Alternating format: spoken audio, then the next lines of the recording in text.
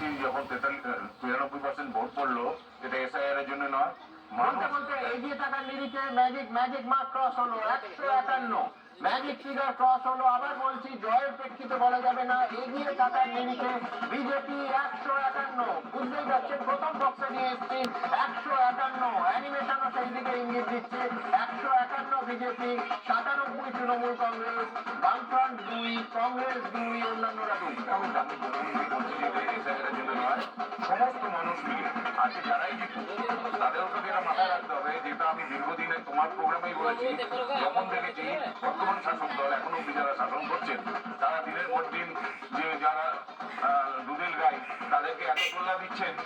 এবার আজকে কিন্তু যেই ভোটটা দিল সেখানে কিন্তু সমস্ত মানে জাতি ধর্ম নির্বিশেষে সবাই মিলে এই ভোটটা দিয়েছেন, এটা মাথায় রাখতে হবে। যারা চাকরি পাননি তার মধ্যে দুধেল গাইও ছিল, এটা বুঝতে হবে। যারা অত্যাচারিত হয়েছে সেখানে মুসলিম সম্প্রদায় অত্যাচারিত হয়েছে। সুতরাং এটা মনে রাখতে হবে, যারাই ক্ষমতায় আসুন আপনাদের কাছে আমাদের অনুরোধ যে আপনারা মানুষকে মনে রাখবেন, এই সেম জিনিসটাই আবার করতে পারে যদি একটা আঙুলের ফারাক। আমি প্রত্যেকের কাছে যাবো, কিন্তু তার আগে গোটা রাজ্যের মানুষ তাকিয়ে আছেন। আমি দু একটা কেন্দ্র বলতে হবে। এক হচ্ছে মালদার, যদি সামগ্রিক ছবিটা দেখি, তৃণমূল 4তে এগিয়ে, বিজেপি 6টাতে এগিয়ে মালদাতে। চাঁচল 2307 ভোটে তৃণমূল প্রার্থী প্রসূন বন্দ্যোপাধ্যায় এগিয়ে। গাজল 496 ভোটে বিজেপি প্রার্থী চিন্ময় দেব বর্মন এগিয়ে।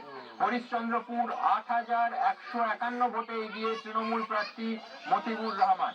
হাবিবপুর 3731টা ভোটে এগিয়ে বিজেপি প্রার্থী জোয়েল মুর্মু। মালতীপুর 3305 ভোটে এগিয়ে তৃণমূল প্রার্থী আব্দুল রহিম বক্সি। মানিকচক 13310 ভোটে এগিয়ে বিজেপি প্রার্থী গৌরচন্দ্র মণ্ডল। মোথাবাড়ি 4600